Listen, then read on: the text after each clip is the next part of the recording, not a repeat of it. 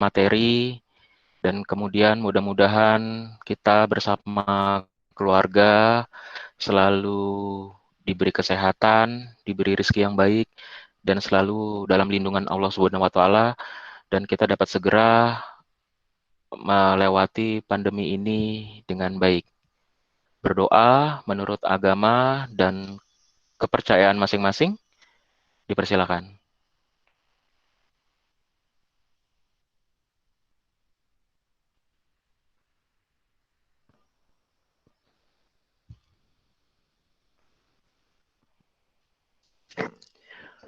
Oke, terima kasih. Bismillahirrahmanirrahim. Assalamualaikum warahmatullahi wabarakatuh.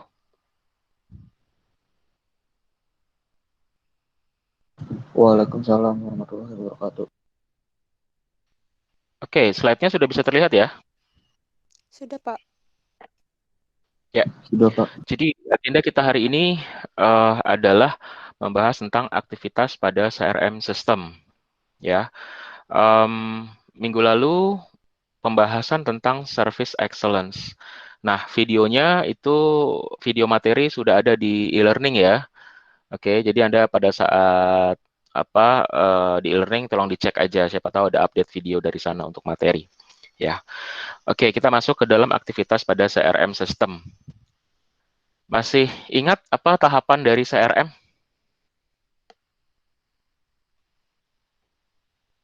Nah, jangan sampai lupa tuh.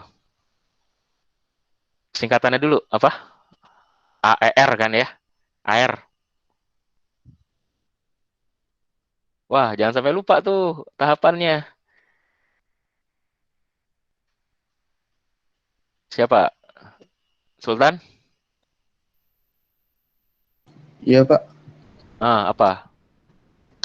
Ada AR itu Iya. upgrade, enhance, sama Acquire, retain. Acquire, acquire, enhance, sama retain. enhance sama retain, betul ya. Acquire itu adalah bagaimana perusahaan untuk mendapatkan pelanggan baru, ya.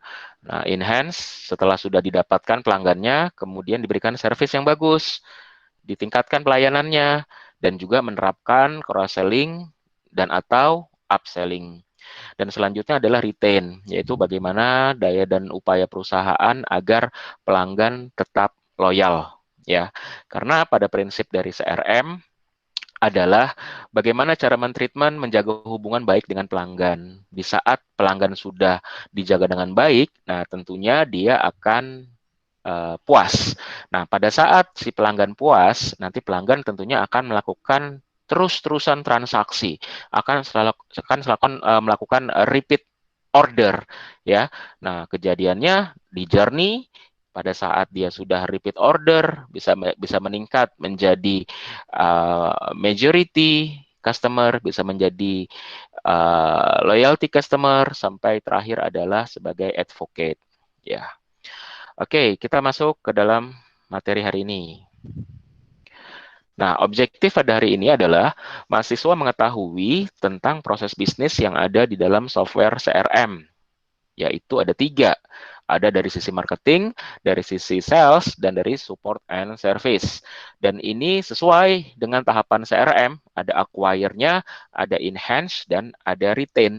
Jadi pada saat di marketing, tadi kan marketing bagaimana cara untuk mendapatkan pelanggan baru, ada unsur pengenalan produk di sana ya. Nah, berarti di sini acquire-nya ya. Nah, kemudian di mana untuk enhance-nya? Nah, ini dari sisi walaupun bisa di semuanya, nanti akan fokus ke dalam di sales-nya ya untuk melakukan enhancing. Nah, kemudian ya enhance. Nah, yang terakhir adalah support and service. Nah, ini adalah bagaimana pelayanan after sales dan juga untuk menjaga hubungan dengan pelanggan dan mencegah untuk dia pindah ke kompetitor. Ini dari sisi retain. Gitu ya. Oke. Ya, ini refresh kembali bahwa seperti yang pernah disampaikan, CRM ini didasari dari ilmu manajemen. Jadi pada saat di awal kita mencari untuk CRM itu nggak ada di IT, malah ada di buku manajemen ya. Nah, itu diawali berdasarkan ilmu manajemen. Nah, namun tumbuh kembang dari CRM itu sendiri adalah di kalangan IT ya. Nah, istilah CRM digunakan untuk mendeskripsikan berbagai software yang digunakan untuk mengotomatiskan fitur-fitur pemasaran, penjualan, dan pelayanan. Nah, kemudian software pertama kali di CRM itu adalah software tentang SFA, Salesforce Automation, fokus ke penjualannya. Nah, itu dimulai di tahun 93, dikeluarkan oleh Tom Siebel, Siebel System. Nah, nama softwarenya adalah Siebel, ya. Nah, itu fokus ke SFA-nya, ya, Salesforce Automation, atau mengotomatiskan tenaga penjualan, armada penjualan. Ya, tentunya jika dibandingkan dengan fokus ke ICRM, ya ICRM. Nah, kalau CRM kan Anda sudah mengetahui ya definisi dari pertemuan sebelumnya ya. Nah, kalau di dalam ICRM, nah tentunya itu fokus di penggunaan elektronik ya, ataupun berbasis e-bisnis. Nah, setelah kita ketahui bersama bahwa e-bisnis adalah transaksi ya bisnis itu dengan menggunakan elektronik di sini ada media digital, ada komputer, ada internet di sana, dan transaksi ini tidak hanya terlepas dari penjualan saja ya. Nah, ada yang namanya e-commerce. Nah, e-bisnis ya adalah payungnya. Jadi kalau bicara kaitan e-bisnis dengan e-commerce, e-commerce merupakan subset dari e-bisnis. Nah, e-bisnis yang lain ada apa saja? Oh, ada banyak. Ada e-procurement. Nah, kalau e-commerce tadi pendekatannya adalah penjualan ke pelanggan. Nah, e-procurement adalah bagaimana mencari supplier ataupun mitra. Jadi perusahaan mencari supplier ataupun mitra untuk pengadaan barang ataupun pembelian material dan lain sebagainya. Nah, itu e-procurement. Nah, kemudian ada juga kalau untuk belajar mengajar nih, ya belajar mengajar. Nah, itu juga itu namanya ada e-learning. Nah, itu salah satu bagian dari e-business. Ya, dan EE yang lain, ya seperti itu. Oke.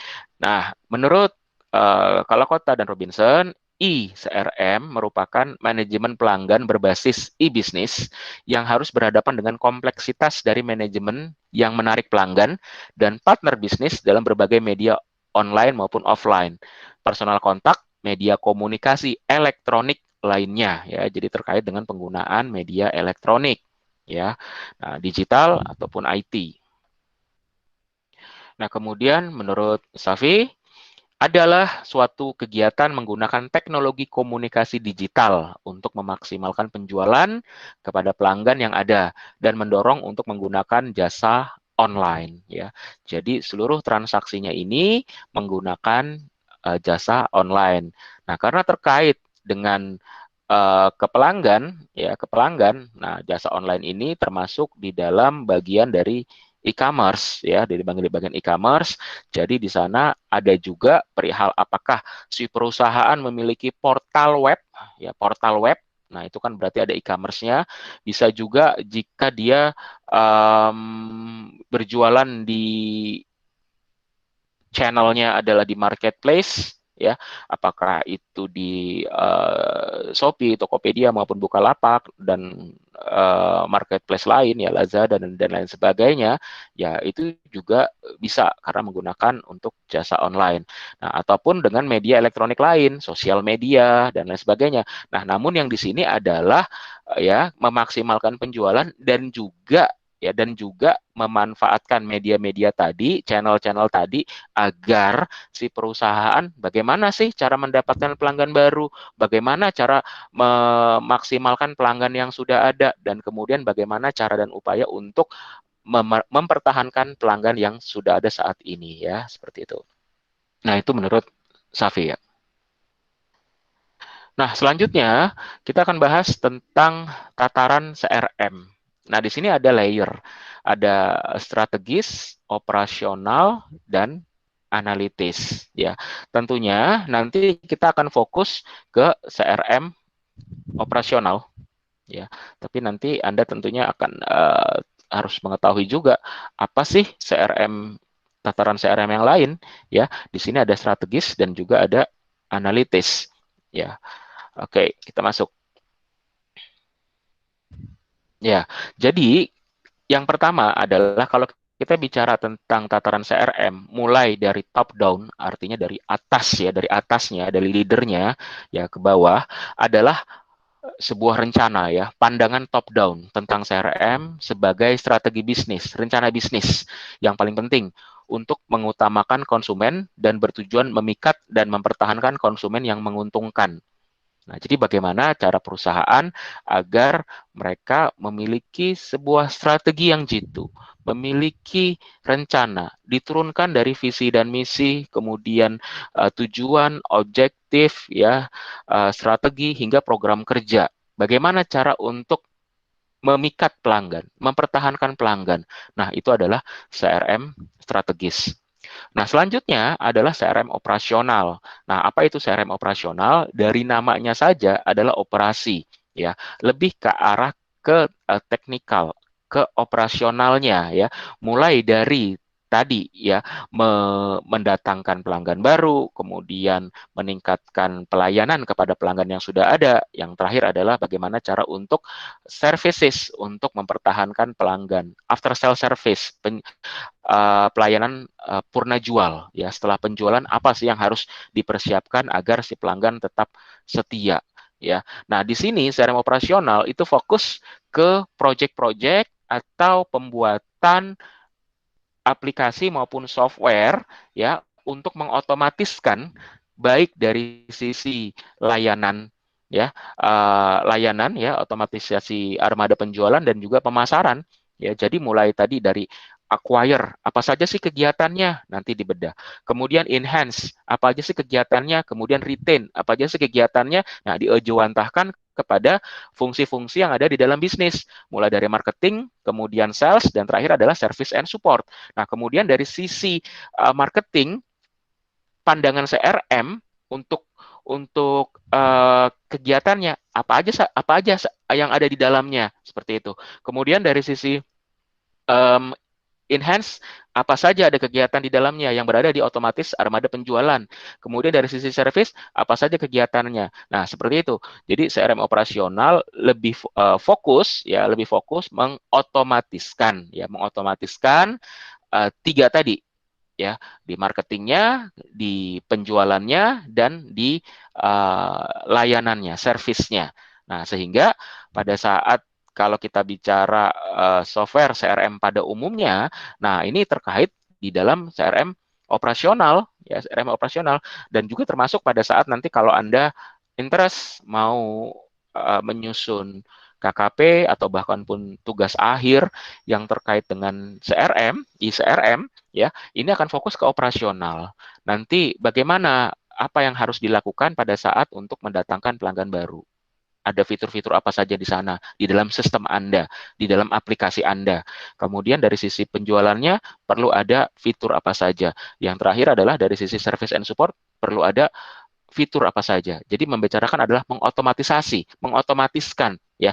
Mengotomatiskan artinya apa? Dari manual menjadi komputerisasi ataupun dari yang sudah komputerisasi kita upgrade menjadi komputerisasi yang lebih baik dengan fitur-fitur fokus ke CRM-nya.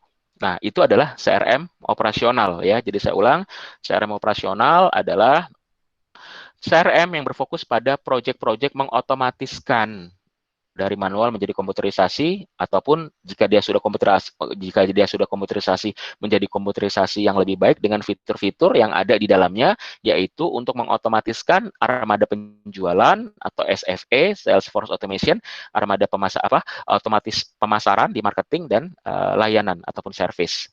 Oke. Nah, kemudian yang terakhir adalah CRM analitik. Nah, analitis. Nah, tentunya pada saat strateginya udah ada, kemudian dijalankan dari sisi operasional, mulai dari acquire-nya, kemudian enhance dan retain. Ada aplikasi yang mendukung untuk berjalannya marketing, berjalannya penjualan, dan berjalannya sales and support. Nah, kemudian tentunya di sana punya rekaman data. Rekaman data tentang ada yang namanya prospek. Ya, kan kita bicara ada prospek dulu. Oh, ada prospek. Nah, datanya direkam. Kemudian ada suspek. Datanya direkam. Kemudian si pelanggan itu mulai bertransaksi. Data itu direkam. Transaksinya seperti apa saja. Semuanya direkam.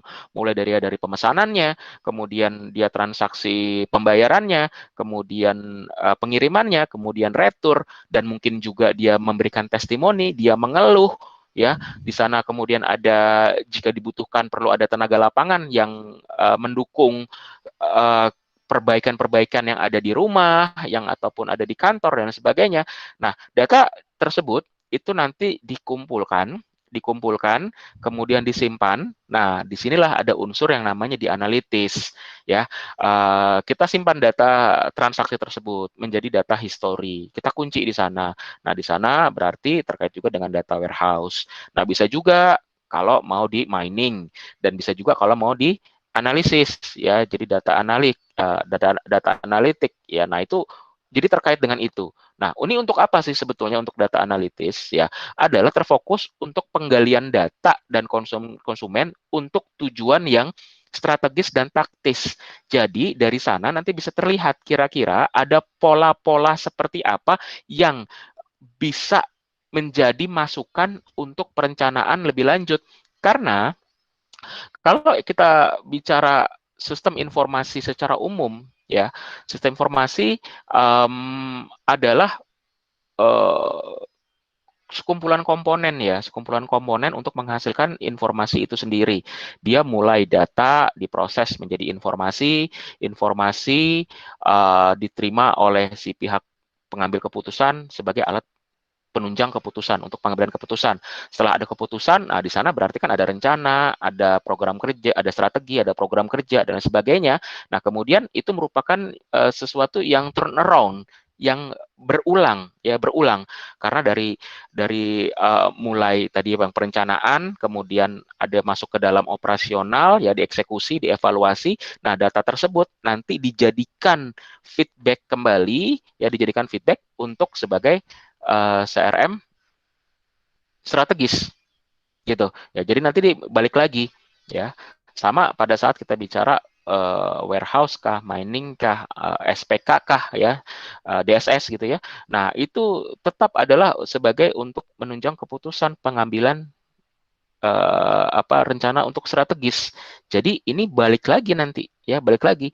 Jadi operasional data tadi semuanya tersimpan, seluruh transaksinya, ya, mulai dari tadi acquire-nya dari sisi pemasarannya, kemudian enhance dari sisi SFA-nya, Salesforce Automation, kemudian dari sisi service-nya. Nah, kemudian data tersebut disimpan dalam waktu tertentu. Nah, bisa menjadi data history, direkam, ada unsur data warehouse, kemudian coba dianalisa. Coba dengan pendekatan tertentu, dengan metode dan tools tertentu dianalisa, ya. Selanjutnya, nah, itu bisa menjadi masukan untuk ambil keputusan di dalam CRM strategis. Nah, jadi begitu siklusnya, ya. Oke, ini kita bicara, kita coba lihat, ya, tadi kita mulai dari CRM strategis dulu. Ya, tadi kan dimulai kan ada tataran CRM, ada strategis, operasional, dan analitik. Nah, kita masuk ke dalam CRM strategis. Nah, CRM strategis di sini ada yang namanya customer centric. Nah, apa itu customer centric? Customer centric di sini adalah strategi perusahaan untuk merebut hati dan menjaga loyalitas konsumen. Jadi semuanya itu diarahkan ke sana, mulai dari penciptaan produk, kemudian penyampaian untuk layanannya, ya. Karena begini, ya, teman-teman, produk yang perusahaan jual ataupun nanti Anda berbisnis, ya, Anda bisa menciptakan produk baru, bahkan produk yang unik, bahkan produk yang bisa saja Anda sendiri yang menjual, ya. Tapi itu perlu inovasi yang tinggi. Nah, ada juga perusahaan yang mereka menjual produk itu yang sama dengan perusahaan lain yang jual, ya. Nah, sehingga perusahaan-perusahaan tersebut adalah kompetitornya, ya. Contohnya apa? Ya begini, misalnya di toko retail deh, ya retail, ya ada menjual ya apapun lah di toko retail, ya ada Indomaret, ada Alfamart. Nah pertanyaannya ya itu produknya sama, secara harga di antara produk-produk tersebut pasti plus minus. Ada yang lebih mahal, ada yang lebih murah di antara uh, merchant dari retail-retail itu. Ya, dan itu adalah ya kompetitor juga karena produknya sama. Ya, uh, bahkan bukan hanya sekedar dengan tadi ada Indomaret, Alfamart ataupun Alfamidi, ya, ataupun yang lebih besar lagi, ya mungkin ada apa ya Giant, Carrefour, ya Transmart, Lotte dan sebagainya ya. Um, Saingannya bukan hanya sekedar itu ya, saingannya udah bahkan sesama apa, sesama Indomaret gitu, sesama Alfamart ya, saingannya udah bukan udah lintas beda perusahaan, sesama perusahaan pun ya mereka gimana juga untuk memenangkan hati perusahaan. Nah itu analogi aja, produknya sama, nah apa yang harus dibedakan. Nah, tentunya perlu ada strategi untuk membedakan antara, oke, kita produknya sama yang kita jual, apa nih yang harus berbeda? Nah, jatuhnya adalah pelayanannya, gitu ya, pelayanannya. Nah, ini daya dan upaya untuk merebut hati dan menjaga loyalitas konsumen dengan menciptakan serta memberikan nilai bagi pelanggan yang mengungguli para pesaingnya. Nah, syukur-syukur kalau produk kita adalah produk yang memang kita buat sendiri dan orang lain nggak punya, gitu ya, produk yang perusahaan lain nggak punya yang sejenis. Nah, itu bagus ya. Apalagi kalau perusahaan monopoli. Ya, perusahaan monopoli itu produknya itu yang jual hanya perusahaan tersebut.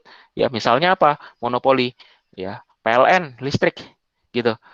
Kita mau bagaimanapun, ya kita bergantung dengan listrik karena sumber daya yang ada di rumah, elektronik itu semuanya menggunakan listrik dan tidak ada pilihan lain selain PLN, ya. Sekalipun ada opsi lain, misalnya kita mau beli ya alat untuk katakanlah UPS dan sebagainya, nah pakai bahan bakar solar dan itu jauh lebih mahal gitu, pada saat di perhitungannya gitu. Ya tetap tadi ya PLN tadi, listrik tadi, dan PLN tidak punya tuh saingan, dia monopoli. Nah, pertanyaannya ya, tapi toh PLN juga eh, juga masih masih masih terasa masih bagus kok pelayanannya. Pada saat kita telepon ada komplain, armada lapangannya turun kok untuk memperbaiki.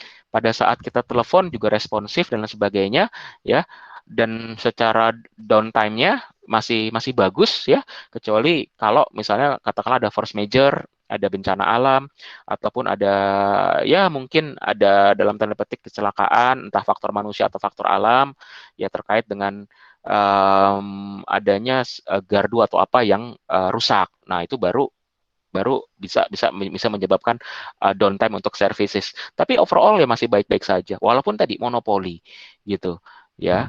Oke, nah tapi kan Anda belum tentu memiliki yang menjual produk yang Anda ciptakan sendiri atau bahkan tadi monopoli tadi. Nah ya, jadi di sini adalah bagaimana untuk service-nya, service excellence, melebihi uh, kita memberikan pelayanan melebihi dari ekspektasi ataupun harapan dari si konsumen. Oke, perusahaan menciptakan kultur di dalam perusahaan di mana semua sumber daya akan dialokasikan untuk meningkatkan nilai perusahaan di mata pelanggan agar brand image perusahaannya bagus, brand awareness, menciptakan market share yang luas kepada pelanggannya, ya pelanggan yang nanti banyak bertransaksi, nah seperti itu. Jadi menciptakan kultur di dalam perusahaan di mana semua sumber daya akan dialokasikan untuk meningkatkan nilai perusahaan di mata pelanggan. Lanjut. Oke, tadi orientasi ke customer centric ya. Nah, berikutnya adalah orientasi bisnis. Nah, di sini ada 3 nih. Ada produk, produksi, sama penjualan. Kita masuk dulu ke produk. Nah, perusahaan ada yang berorientasi ke, nah apa ciri-cirinya? Perusahaan berorientasi produk memiliki karakteristik berpedoman bahwa konsumen, nih dia akan mencari segmentasi konsumen yang akan memilih produk yang ya memiliki karakteristik satu, kualitasnya dia bagus ya, materialnya kah ya, bahan-bahannya dan sebagainya itu bagus, jadi dipilih material-material dengan kualitas terbaik. Kemudian secara performa, berarti kinerja kita bicara, nah itu paling unggul.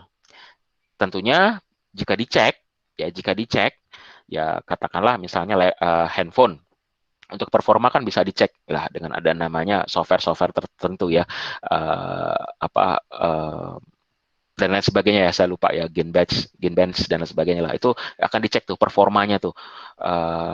Kemudian desain desain yang sangat menarik dan fitur yang paling unggul ya, ya tadi handphone, ya laptop, ya mobil, ya apapun itu, dia memiliki kualitas yang bagus, performa terbaik, desain yang menarik, desainnya bagus, kemudian fiturnya dia top of the top, fiturnya yang paling unggul di saat itu, ya.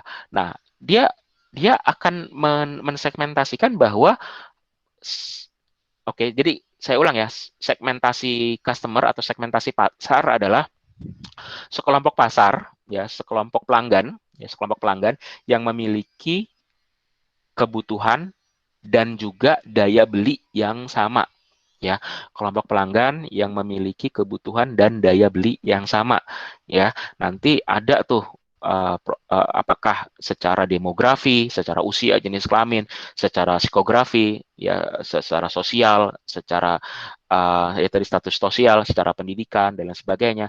Adapun secara geografi itu berarti lokasi ya.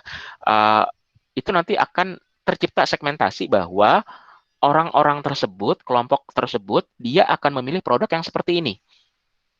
Ya, nanti tentunya, ya tentunya kalau kita kualitasnya dia sudah terbagus, performanya terbaik, desainnya menarik, fiturnya paling unggul, ya, ya pastikan ujung-ujungnya apa? Ujung-ujungnya di sini terkait dengan apa? Pricing, harga. Harganya dia ya jelas dong, dengan kualitas yang super canggih, harganya pun mahal gitu ya. Nah, tentunya tapi harga mahal di sini nanti akan dibalas dengan spek tadi.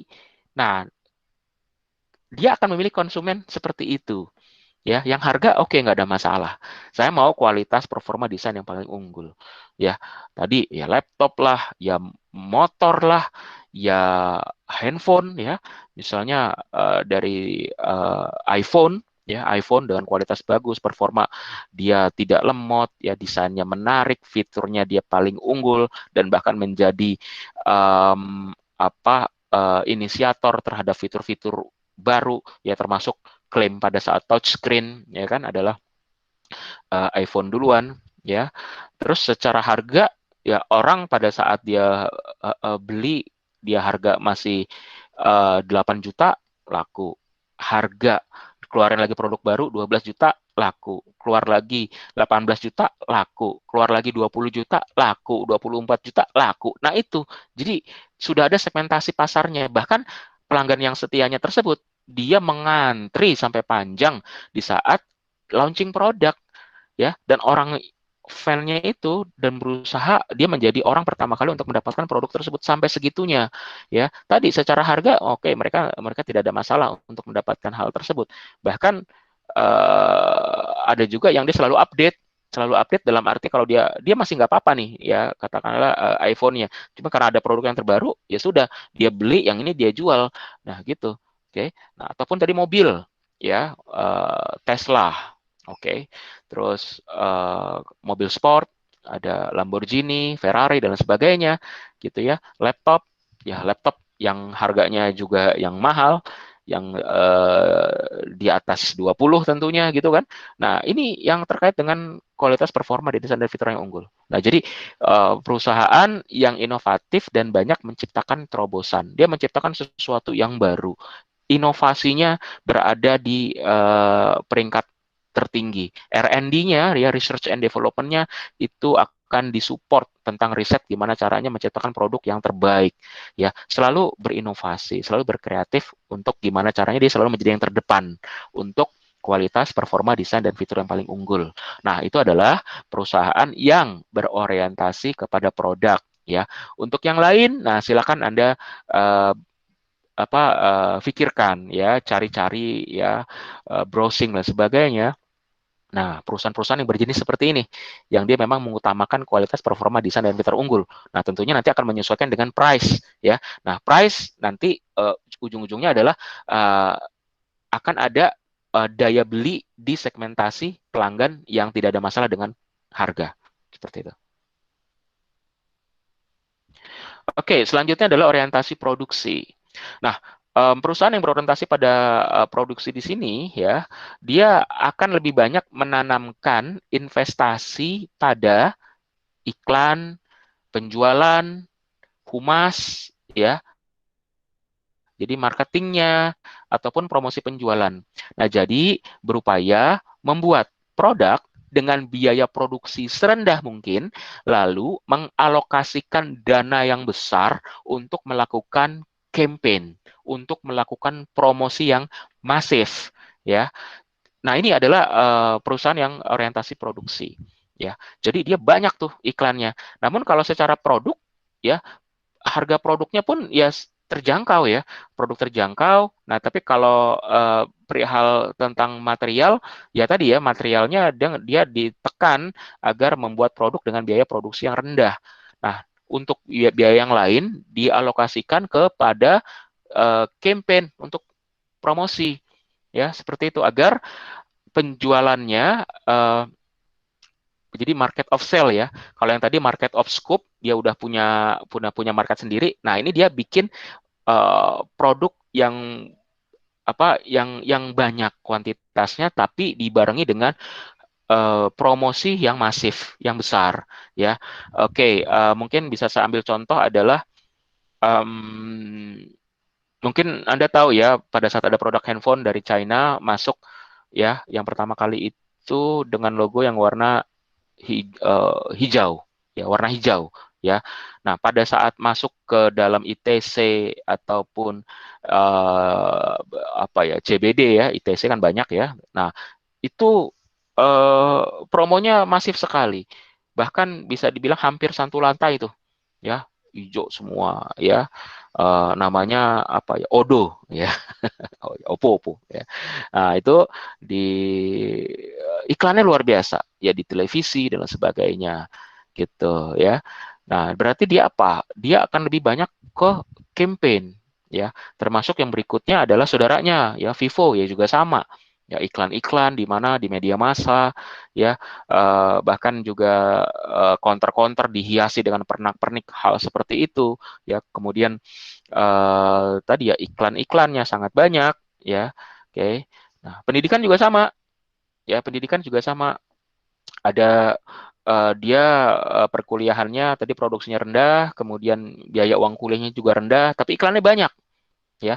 Bahkan mungkin kalau secara image pengetahuan masyarakat itu banyak yang mengetahui tentang sekolah tersebut karena iklannya banyak sekali di televisi. Kuliah di sini aja, nah seperti gitu kan, ya sampai dia membawa Obama ya sebagai walaupun KW ya, nah, sebagai di iklan ya kayak gitu, bahkan juga mensponsori Pro Liga Volley dan lain sebagainya. Nah, nah seperti itu.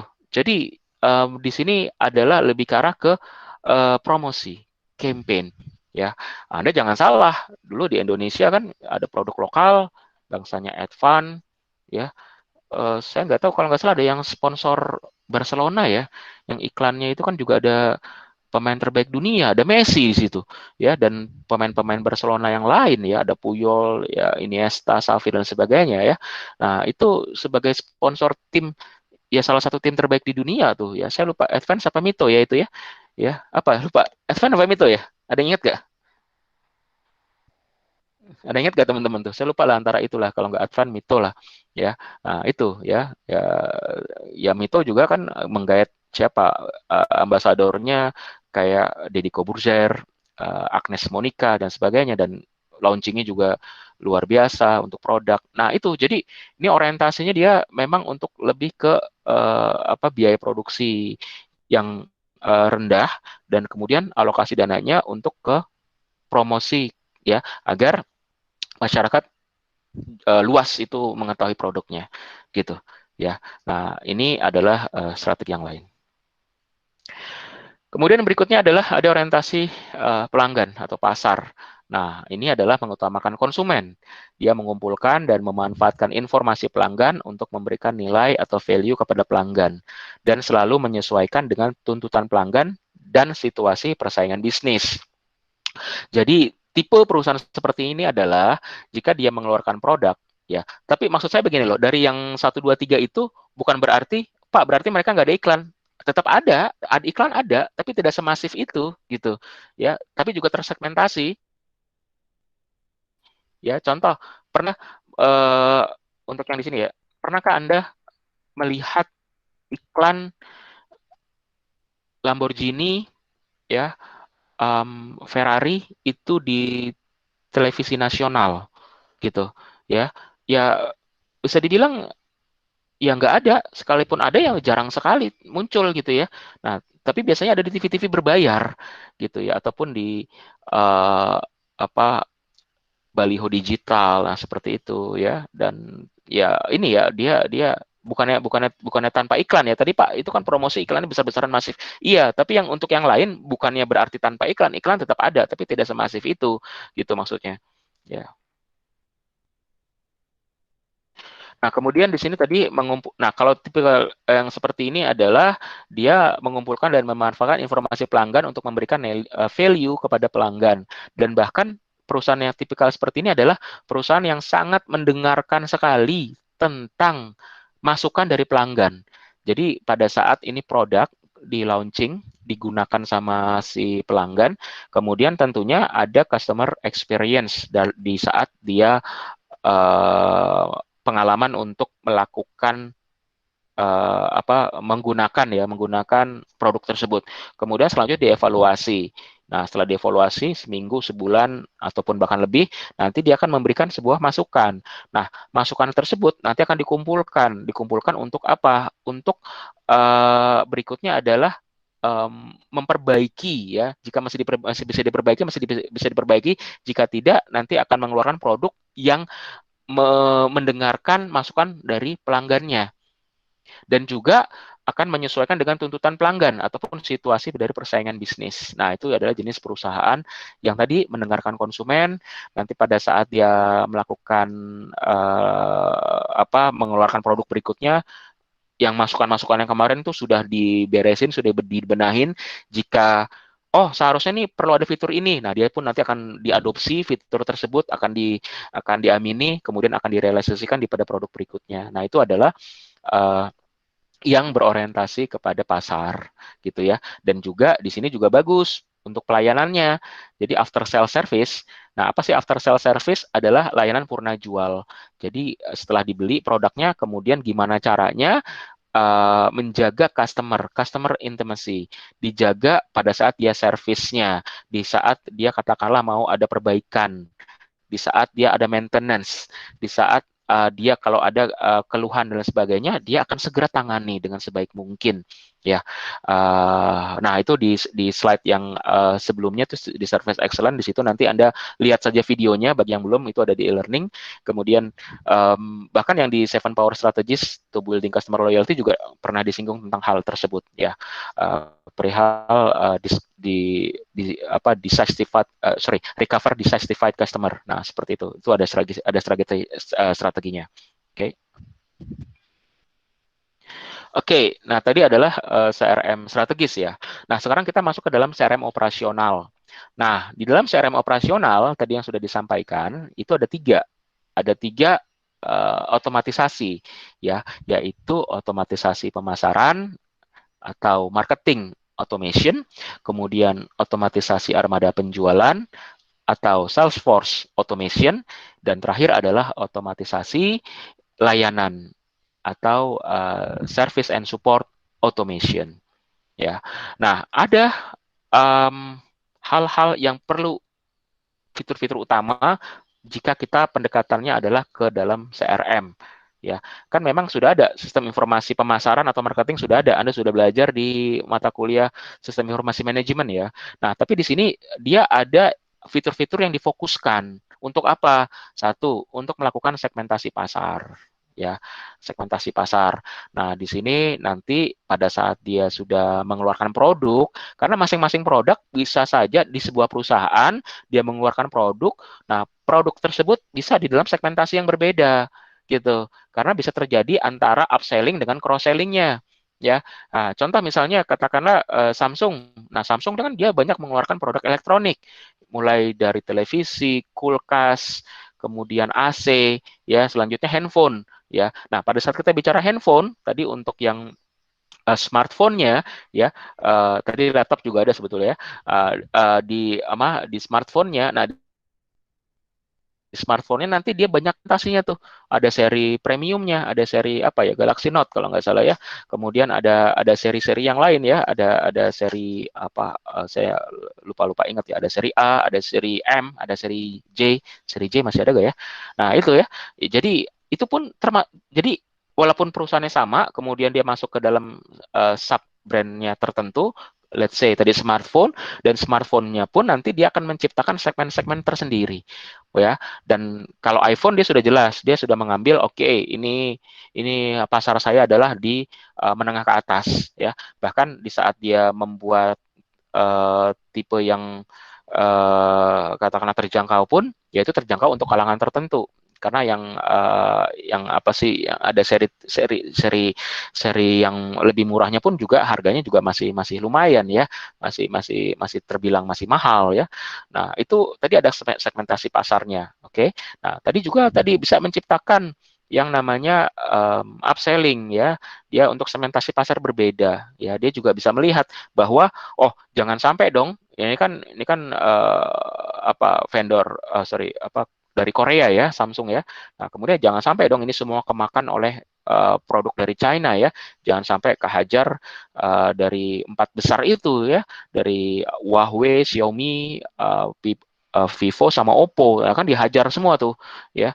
Nah, untuk yang smartphone Android, nah jangan sampai hal tersebut dihabisin tuh semuanya. Akhirnya dia menciptakan segmentasi yang bawah ya, dia menciptakan seri A yang 2 digit ya, A berapa ya, A10, A20, 30, semua ada seri M ya, di belakang juga ada S untuk ada NFC-nya dan sebagainya.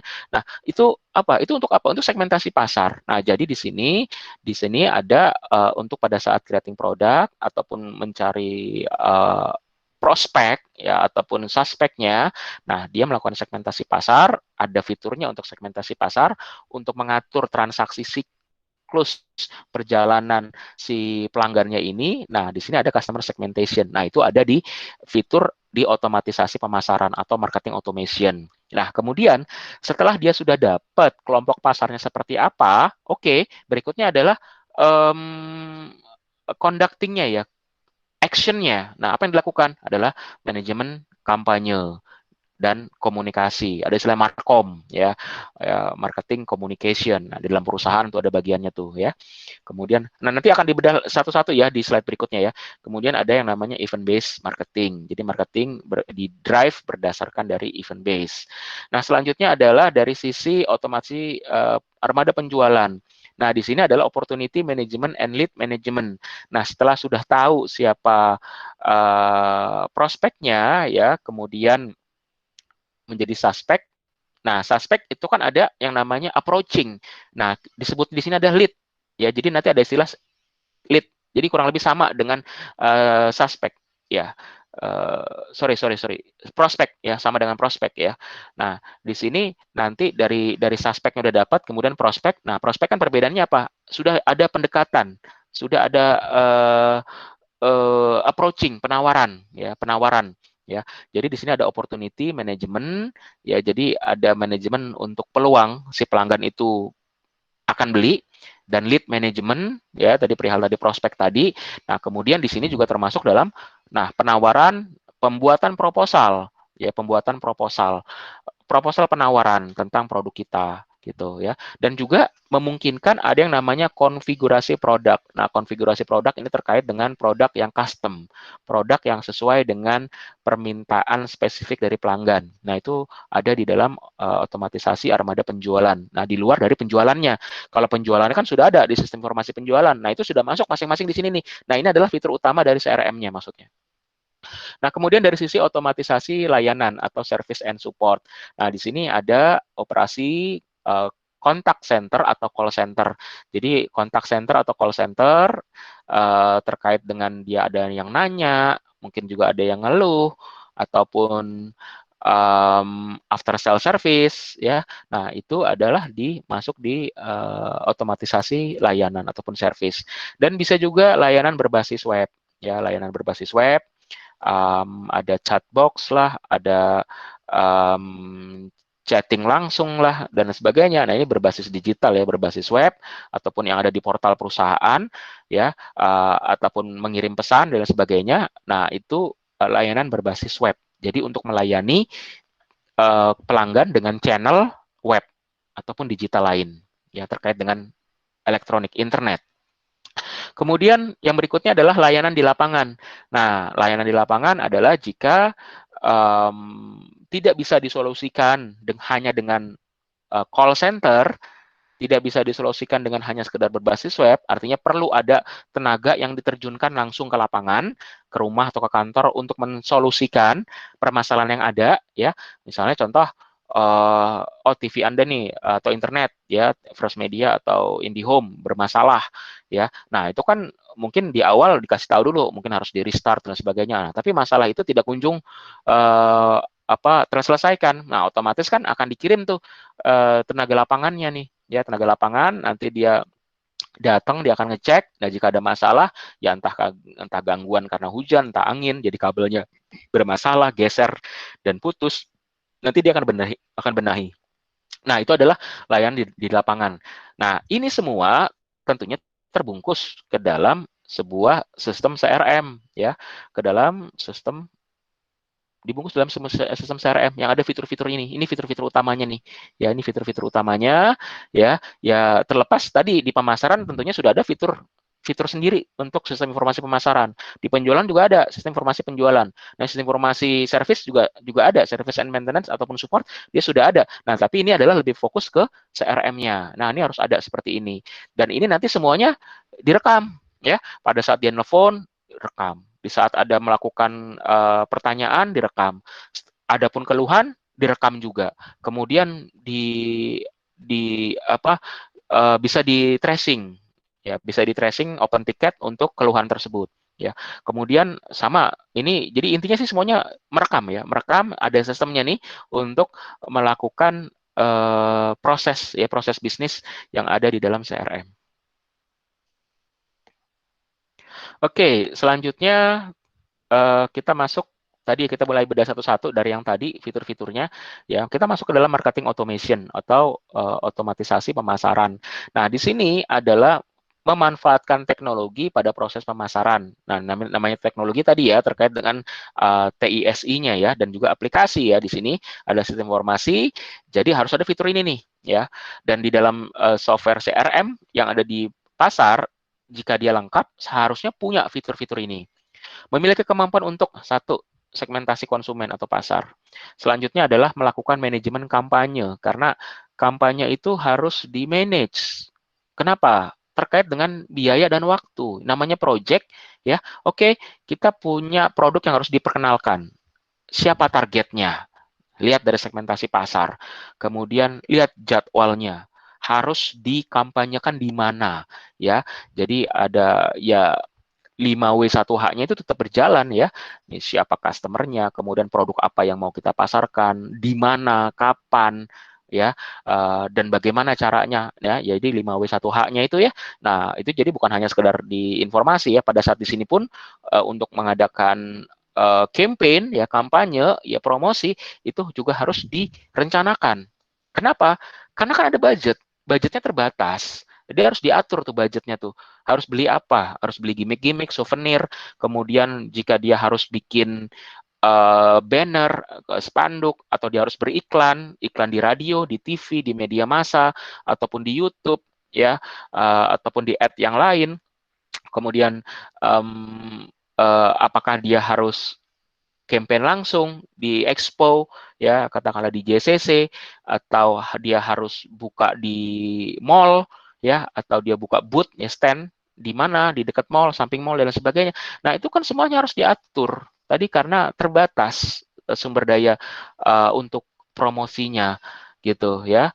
Siapa orangnya, harus menyewa mungkin yang lebih menarik, apa SPG-SPG yang menarik ya, supaya, tapi belum lagi ada biaya pelatihan untuk mentraining product of knowledge supaya dia juga mengetahui produk yang kita jual gitu ya.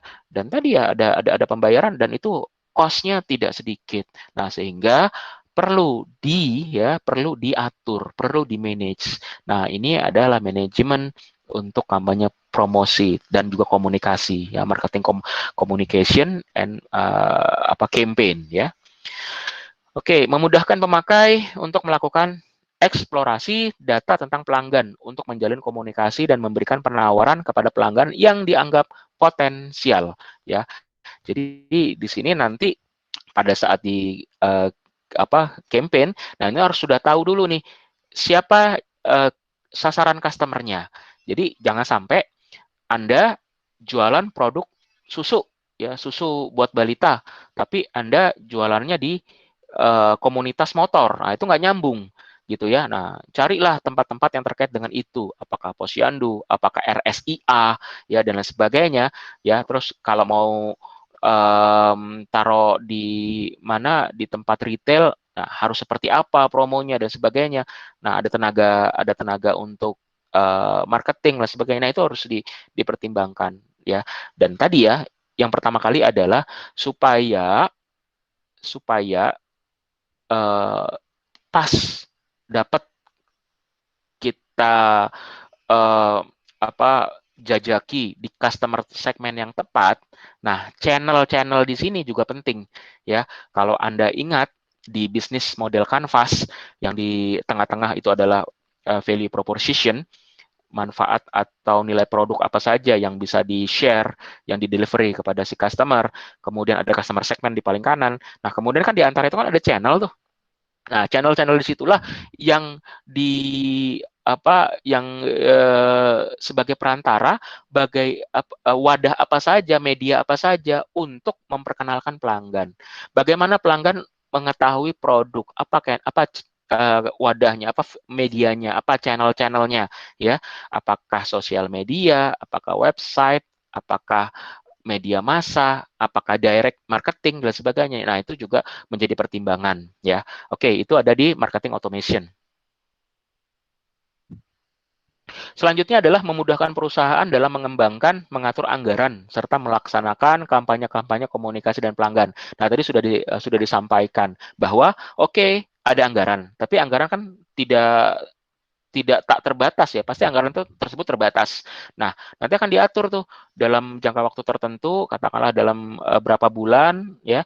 Nah, di mana saja, orangnya siapa saja, menggunakan bahan apa saja, peralatan apa saja, ya, terus ya tadi jadwalnya. Jika mengundang talent, ya silakan. Nah, biasanya yang mahal itu adalah talentnya tuh, yang artis-artisnya itu tuh, ya, yang biasanya kita kontrak ataupun untuk endorse produk kita. Nah, itu yang paling mahal di sana, di talentnya ya. Jadi kalau di campaign yang mahal sih biasanya di situ. Tapi ya gimana pun juga, baik talent, artis maupun influencer tadi, ya dia kan banyak pengikut. Jadi ya akan mempengaruhi si pelanggan untuk membeli gitu ya. Contoh misalnya apa artis favorit kita menggunakan produk tersebut, ya udah nanti kita akan beli itu ya. Oke, orang Korea kan pernah pakai sandal jepit kalau nggak salah ya, swallow ya. Nah, itu kan jadi banyak yang nyari. Nah, seperti itu ya. Oke, dan misalnya terus artis siapa ya, misalnya uh, pakai jaket dan sebagainya, baju. Nah, itu kan nanti orang bakalan beli juga. Nah, apalagi ini sudah jelas dia mempromosikan gitu ya. Nah, tadi buat endorse dan sebagainya. Nah, itu ya juga juga juga tidak sedikit harganya ya. Apalagi kalau dia artis yang terbilang yang mahal ya. Oke. Selanjutnya adalah mengatur alur kerja tim yang terlibat dalam komunikasi dan dengan pelanggan.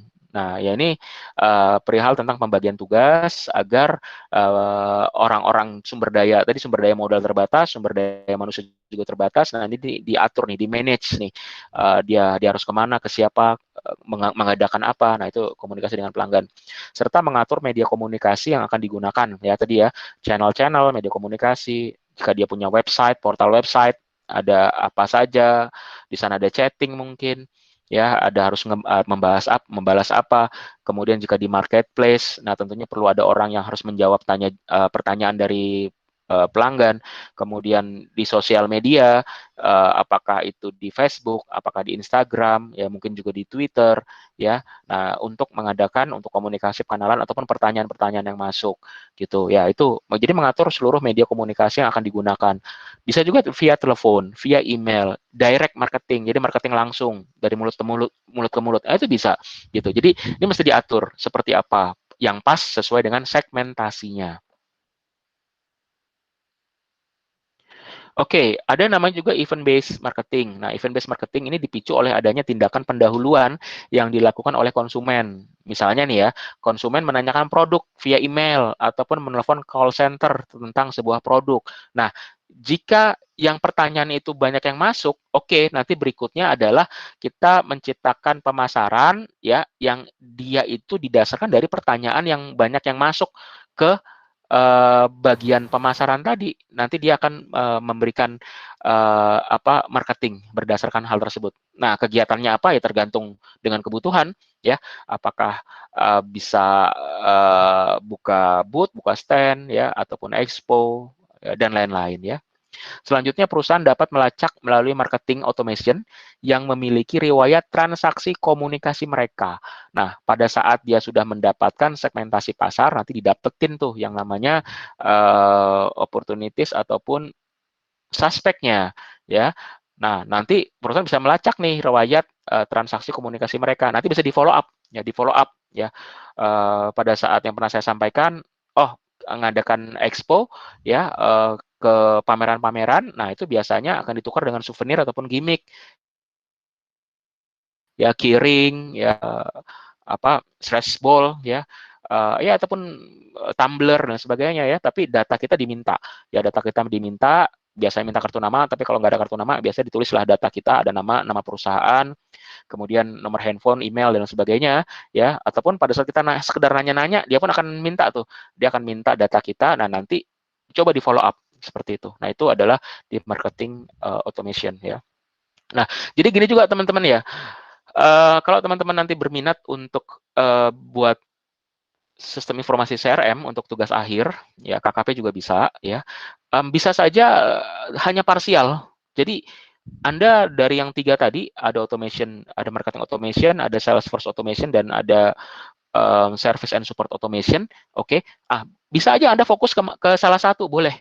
Ya, kalau bisa lengkap, tapi kalau scope-nya dia besar, ya, Anda boleh fokus ke misalnya gini nih, marketing automation saja, boleh, nggak ada masalah, gitu. Ya, jadi di perusahaan tertentu, yang penting ada studi kasusnya, perusahaan tersebut sudah punya data, artinya sudah punya sistem informasi yang berjalan di dalamnya. Nah, kemudian untuk meningkatkan pemasarannya itu, nah Anda riset di situ ya, fokus ke otomatisasi pemasaran CRM dong. Nah, itu boleh. Ya, itu boleh. Ya, jadi tidak harus yang lengkap semuanya. Jadi parsial untuk marketing automation pun saja boleh ya, tapi harus sesuai dengan scope bisnis proses yang ada di sana. Ya, kalau hanya ambil satu bagian ini, ya tentunya harus representatif dengan kebutuhan tugas akhir. Nah, di sana kan ada kebutuhan minimal tuh, ada outputnya berapa laporan dan sebagainya, seperti itu. Oke, kemudian kita masuk ke dalam otomatisasi armada penjualan atau Salesforce Automation, SFA. Nah, ini yang tadi disampaikan, pertama kali software CRM muncul, ya, itu dari Siebel ya. Nah, yang dikeluarkan adalah ini nih, ya, Salesforce Automation, ya. Tapi tentunya tidak selengkap yang kondisi yang saat ini yang sudah banyak di pasar ya. Oke. Nah, di sini ada fitur-fiturnya ya. Jadi proses penjualan dapat diuraikan menjadi yang pertama menjaring prospek. Ya, tadi ada sospek, kemudian prospek. Nah, prospek di sini sudah mulai tadi setelah dijaring, kemudian ada di kita berikan penawaran ya. Menjaring prospek atau lead generation, ada lead qualification, kualifikasi prospek, kita matchingkan sesuai atau tidak dengan segmentasi pasar dengan produk kita. Kemudian bisa lakukan identifikasi kebutuhan dari pelanggannya. Selanjutnya bisa saja pengembangan spesifikasi berdasarkan dari kebutuhan tadi. Jadi si pelanggan biasanya dia butuh produk yang seperti apa, produk dengan fitur yang seperti apa, dengan mengikuti kondisi ataupun tren saat ini. Nah, kemudian ya di situ juga ada fitur untuk pengembangan spesifikasi ya. Selanjutnya pembuatan proposal. Nah, pembuatan proposal ya pertanyaannya, Pak, ini proposal penawaran? Jawabannya iya. Ada di dalam softwarenya itu ada untuk pembuatan proposal. Jawabannya iya, ada ya. Jadi kalau ada software yang dia bagus untuk di SFA-nya, untuk creating proposalnya pun dia ada. Dia terembed dengan Microsoft Word ya, terembed dengan Outlook ya untuk email pelanggan. Nah, jadi kalau Anda pernah bayangannya ya, kalau Anda pernah belajar mail merge gitu ya, nanti dengan pelanggan siapa nanti akan diberikan penawaran seperti apa. Nah, itu pembuatan proposal otomatis. Jadi nggak dibikin satu-satu tuh ya. Jadi nggak dibikin satu-satu. Jadi berdasarkan segmentasi customer, ada produknya seperti apa yang perlu ditawarin, nah kemudian di-create, ya, di-running, udah langsung dikirim ke email, cek gitu ya. Nah, itu pembuatan proposal ya. Kemudian ya, jadi antara pelanggan satu dengan pelanggan yang lain bisa berbeda penawarannya ya. Nah, ini tapi proposal yang dibuat secara otomatis yang ada di dalam sistem. Nah, nanti jika Anda review software ya, nanti kan ada tugasnya tuh seperti yang di pertemuan awal saya sampaikan, nanti ada masing-masing kelompok untuk mereview software CRM yang ada di lapangan ya. Nanti bisa saja Anda ketemu software yang dia memang lengkap, ada pembuatan proposal gitu. Kemudian berikutnya adalah presentasi proposal. Nah, presentasi proposal ini bisa lewat video, bisa juga datang langsung ya. Datang langsung, dia bisa presentasi langsung baik di depan pelanggan ya ataupun hanya bawa laptop kemudian ya tadi hanya mempresentasikan lah perihal tentang skema ya, tentang produk, spesifikasi, skema pembayaran dan sebagainya. Nah, itu presentasi proposal. Nah, kemudian di sini juga mengatasi penolakan ya, dalam arti yang namanya kita menawarkan ya, pasti kan frekuensinya adalah kalau nggak diterima ya ditolak, selalu seperti itu. Nah, di sini ada fitur yang bagaimana untuk reject handlingnya, mengatasi penolakan seperti apa ya. Mesti follow up dulu, apa alasan kenapa ditolak, apa yang salah gitu ya. Nah, itu harus direkam tuh. Kenapa dia tidak jadi bertransaksi? Apakah produk kita tidak sesuai dengan ekspektasi mereka? Apakah produk kita fitur-fiturnya tidak sesuai dengan kebutuhan mereka? Apakah harganya kemahalan dan sebagainya? Nah, itu bisa di follow up gitu ya. Dan bahkan harus direkam kenapa ditolak gitu ya. Dan berikutnya adalah realisasi penjualan. Nah, paket software SFA memungkinkan perusahaan untuk merekam setiap prospek yang muncul dan melacak setiap opportunities atau peluang bisnis yang timbul pada setiap tahapan penjualan secara otomatis, mulai dari tahap penawaran hingga selesainya transaksi. Jadi di sini nanti akan terlihat di tracing tuh, namanya dilacak, nanti bisa dilihat ya perihal tentang opportunities. Kemudian si prospek ini, si pelanggan ini dia bisa kira-kira bisa kita tawarkan, kita bisa dapetin berapa nih pendapatan dari si pelanggan tersebut. Nah, itu bisa diramalkan ya. Oke. Ada forecasting dan sebagainya. Nah, itu bisa ya di dalam software tersebut ada dengan metode tertentu ya. Dan kita bisa lacak. Jadi kita punya berapa pelanggan, nah itu masing-masing ada tuh kategori-kategorinya tuh ya, dari opportunities, kemudian lead, kemudian sudah melakukan transaksi, berapa nilai opportunitiesnya ya, berapa nilai peluangnya yang bisa masuk ke dalam pendapatan perusahaan, nah itu ada tuh ya. Nah, kalau opportunitiesnya besar, peluangnya besar, nah itu biasanya terus dikejar, jangan sampai hilang, jangan sampai dia pindah atau lari ke kompetitor tuh. Nah, itu harus betul-betul dikejar. Dan biasanya sih ya perlu ada biaya lagi dalam tanda petik untuk mengejarnya ya dan lain sebagainya gitu.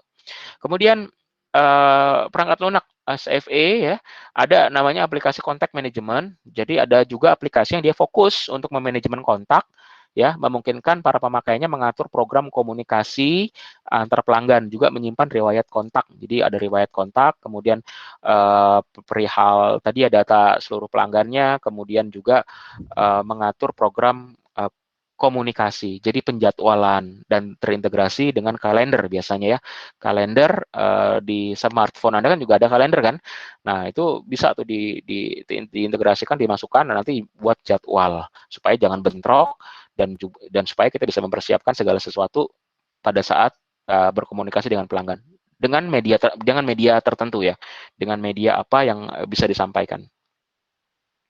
Oke, kemudian aplikasi pembuatan proposal tadi saya sampaikan juga ya sudah di dalam software CRM tersebut ada pembuatan proposal secara otomatis ya. Nah, itu kita tinggal tarik-tarik aja sesuai dengan segmentasinya. Produk apa yang mau kita jual ya. Jadi bisa jadi untuk produk A pelanggannya yang memiliki karakteristik seperti apa ya, ataupun pelanggan yang seperti apa nanti produknya yang apa yang kita tawarkan. Jadi beda-beda sesuai dengan segmentasinya gitu. Dan tadi ya terintegrasi dengan Microsoft Office, ya Word khususnya dan juga Outlook untuk menyimpan kontak dan juga untuk pembuatan proposal ya. Ya, tapi tetap harus kita ketik ya sama kayak Anda bikin mail merge lah ya. Mail merge ya kan hanya ada field-field tertentu aja nanti yang bisa diisi sesuai dengan database pelanggan Anda. Berikutnya adalah perangkat lunak untuk konfigurasi produk. Nah, ini jika custom produk. Kenapa? Kalau si pelanggan atau kliennya itu dia mau yang berbeda. Jadi ada solusi khusus. Ya. Nah, ini bisa nggak dia untuk membuatkan ya. Jadi custom produk ya. Analoginya seperti ini. Saya punya langganan warung bakso ya di daerah Petukangan, Gang Lurah ya namanya ya. Oke, Gang Lurah ya. Nah, ada bakso itu bakso Gatot ya. Saya udah langganan dari saat kuliah ya. Sekarang masih mampir ke sana. Nah, di sana dia ada jualan mie ayam. Dia ada jualan bakso. Baksonya macam-macam ya. Oke, mie ayamnya juga ada beberapa jenis. Nah, tapi kalau saya maunya adalah saya maunya bakso urat tanpa mie, tapi kuahnya itu kuah mie ayam, kuah pangsit ya. Saya minta tambahin ayam pangsitnya dan saya mau kerupuk pangsitnya. Apakah mereka punya produk spesifik seperti itu? Jawabannya tidak. Apakah mereka punya baksonya? Ada. Mereka punya mie ayamnya? Ada. Mereka punya ayam untuk mie ayamnya? Ada. Ya, bumbu mie ayamnya ada. Mereka punya kerupuk mie ayam? Ada. Tapi yang saya request mereka nggak ada. Ya, mereka nggak punya spesifik seperti itu. Ya, nah tapi saya mau itu. Saya mau produk itu. Ya, terus dia bilang ini harganya berbeda dengan. Oh, saya bilang saya nggak ada masalah dengan harga. Nanti saya bayar gitu. Ya, alhasil saya dibuatkan itu. Ya, saya dibuatkan bakso urat, kuahnya kuah mie ayam, ada ayam, tahu kan ayam yang potongan-potongan itu, kemudian dikasih kerupuk pangsitnya itu. Nah, itu oke. Kalau yang lain misalnya harga mie ayam itu 12.000, bakso juga mungkin kurang lebih 12.000. Nah, pada saat saya minta custom seperti itu, saya harus bayar 18.000, saya nggak ada masalah gitu, saya nggak ada masalah. Nah, itu contohnya. Nah, tapi ini kan itu hanya analogi. Nah, sistem di sini dia bisa untuk membuat konfigurasi produk ya. Misalnya saya mau beli mobil ya. Mau beli mobil, tapi mobil ini buat apa nih? Mobil ini buat uh, apa? Antar jemput. Nah, antar jemput siapa? Pramugari, antar jemput pilot. Nah, pasti kan ada sesuatu yang beda nanti di desainnya gitu.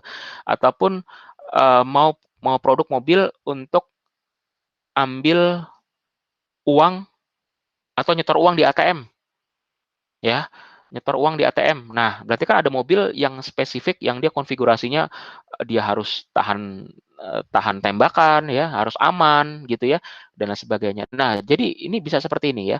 Misalnya saya mau mobil tapi warnanya pink, sedangkan dia tidak punya warna pink, dia punya warna standar aja. Dia punya hitam, silver ya, abu-abu, dia punya itu. Tapi dia bilang, "Saya maunya warna pink." gitu. Oh, oke. Kan masuknya berarti ke konfigurasi produk ya. Nanti pada saat dia ini akan dicat sesuai dengan warnanya pinknya tersebut ya. Terus saya mau bahannya ini leather ya, mau kulit. Bisa, bisa. Oke, ya udah. Nanti ada tambahan harganya ya. Oke, nggak ada masalah. Yang biasanya mobilnya itu let's say harganya 450 gitu ya, juta. Terus berdasarkan dari konfigurasi ya, konfigurasi tadi dia minta tambah itu dan dia bisa untuk merealisasikan, oke, ada tambahan hal-hal tersebut menjadi anggapnya 510 juta gitu ya. Ya, saya bilang oke, tidak ada masalah. Ya, oke, cek clear, beres. Nah, itu adalah perangkat untuk melakukan konfigurasi produk. Jadi, mendesain solusi khusus bagi kebutuhan klien sekaligus menentukan harga. Nah, tadi software tersebut dia juga bisa menentukan harga jika gimana, maka ada tambahannya apa jika sama sama yang tadi analoginya yang tadi bakso tadi ya. Kalau nanti tambahin ayam ya tambahin 3.000, kerupuk pangsit oh tambahin 2.000. Ya udah nanti tinggal dijumlah aja di ujungnya. Nah, seperti itu maksudnya. Nah, tapi itu kan manual. Nah, ini udah pakai sistem gitu maksudnya. Untuk perangkat lunak konfigurasi produk configuration ya untuk menentukan juga nanti harganya berapa. Jadi harganya bukannya harganya dia apa apa ya mereka-reka, tidak, ini ada perhitungan nanti harganya keluar berapa ya. Tapi dan ini pun juga belum tentu ini bisa fix, bisa juga terbuka yang namanya negosiasi tawar menawar ya. Misalnya terjadi 510 kemudian ditawar 500 deh gitu ya, ditawar oke, nggak apa-apa, clear, ya udah transaksi beres. Nah, itu maksudnya ya. Jadi konfigurasi untuk produk ya, jadi software yang di dalamnya ada fitur untuk konfigurasi produk configuration. Kemudian otomatisasi layanan. Nah, perusahaan dapat menjalankan fungsi pelayanan terhadap pelanggan ini secara otomatis baik melalui call center ataupun kontak center. Ya, jadi yang sudah saya sampaikan ini after sale service juga bisa. Nah, bisa melalui website perusahaan, di situ ada chatting, chatbox dan sebagainya. Bisa juga tatap muka secara langsung antar petugas, bisa lewat telepon ataupun langsung ke lapangan ya tadi ya. Jika ada kendala di lapangan dan itu harus diterjunkan armada lapangan ya. Nah, contohnya apa nih? Call center, telekomunikasi, dan perbankan. Nah, misalnya contoh, kalau Anda punya masalah dengan apa kartu Anda ya, mungkin rada lemot atau pada saat ngisi paket data bermasalah dan sebagainya. Nah, Anda kan akan hubungi ini nih, akan hubungi call center ya.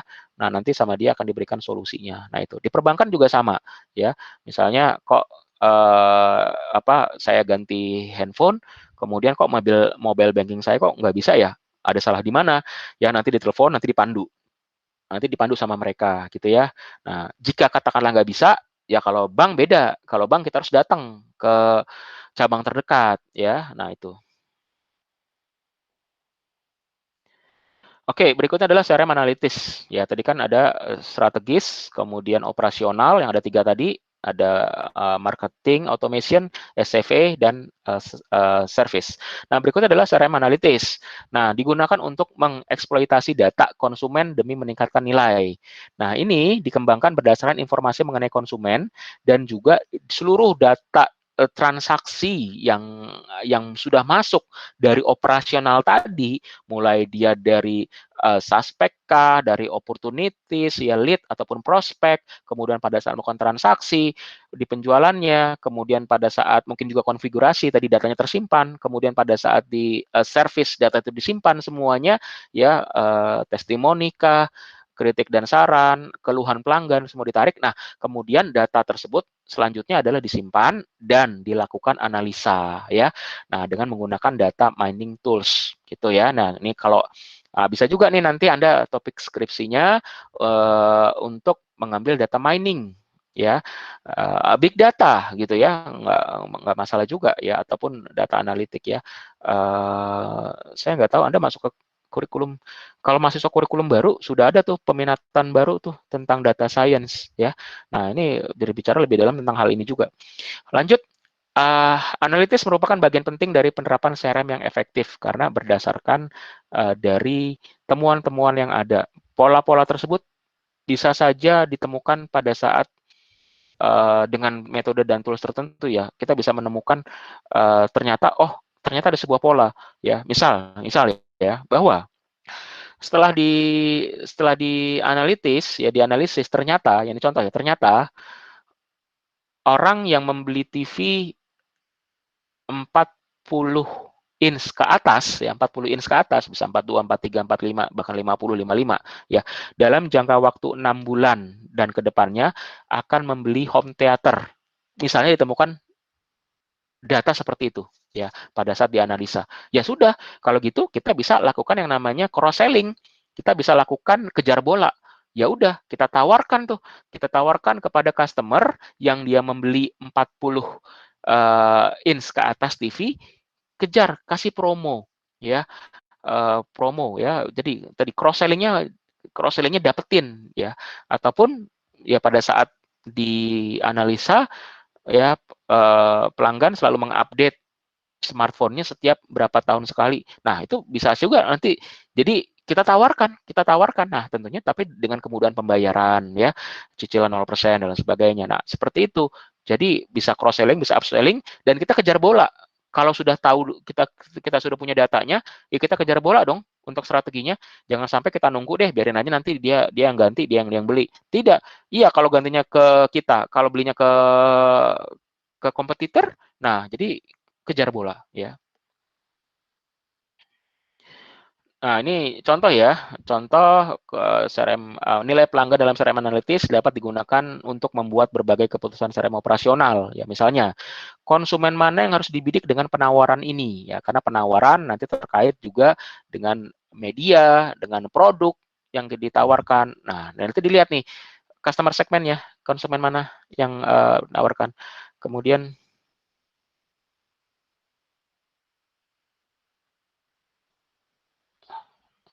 suara saya masih bisa terdengar ya? Halo? Bisa, Masih, Pak. Pak. Iya Pak, masih Pak. Sebentar, kayak baterai saya habis nih. Saya mau cas dulu. Bentar ya.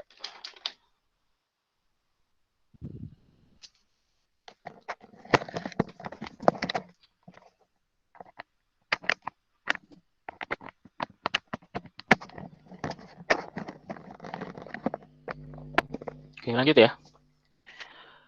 Nah, konsumen mana yang harus diprioritaskan dalam daftar tunggu dan level pelayanan mana yang cocok buat mereka ya, karena tentunya masing-masing pelanggan dia punya level ya, sehingga kita harus lihat dong level pelayanan mana yang cocok buat mereka ya. Jadi jangan sampai orang yang dia sudah bertransaksi lama pelayanannya disamain dengan pelanggan baru. Ya jangan dong gitu ya. Oke, jadi ini harus menyesuaikan. Kalau dia pelanggan sudah lama dan memberikan banyak benefit buat perusahaan, kasih dong kualitas yang excellent, kasih dong VIP treatment gitu ya. Nah, kemudian kemana harus memfokuskan jurus-jurus penjualan? Nah, contohnya adalah online sales demo ya. Jadi bisa dari YouTube, dari CD udah nggak ada sekarang ya. Dari YouTube biasanya ya untuk online sales demo. Oke. Nah, saya membantu program memahami, mengantisipasi kebutuhan pelanggan saat ini dengan pelanggan potensial. Oke, cukup. Ya, kurang lebih pas dengan prediksi saya. Kita jam 12 selesai. Ada pertanyaan sampai sini?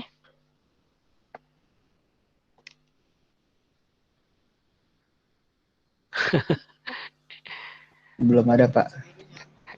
Belum ada. Wah, karena begini ya, ya seperti biasa lah ya. Karena kalau ada materi, terus kemudian ada dilempar pertanyaan, ya kondisinya ada dua.